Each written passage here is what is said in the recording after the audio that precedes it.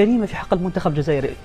الحكم كان يعرف جيدا العقلية الجزائرية. سمعة هذه البطولة لا أكيد لا سمعة البطولة أكيد. بشكل عام قطعا لا يمكن أن نعلق أخطاء التحكيم أيا كانت طبيعته أي كان على البطولة بشكل عام.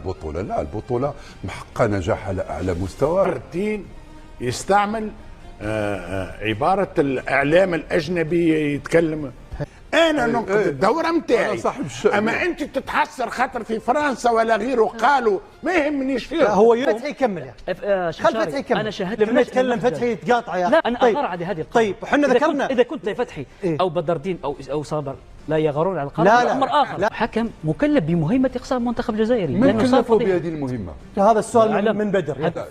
مكلف من مين؟ جاوب. هذا الكلام يوجه للاتحاد الافريقي. طيب من لو اراد الاتحاد الافريقي يقصي في دور الربع امام الكونغو. كنت اتمنى ان وحيد يبتدي بانتقاد منتخب بلاده. انا مشكلتي انا فين؟ انا لابد اكون صريح مع نفسي. انا المنتخب الجزائري كان فين في المباراه؟ فين اللاعبين؟ فين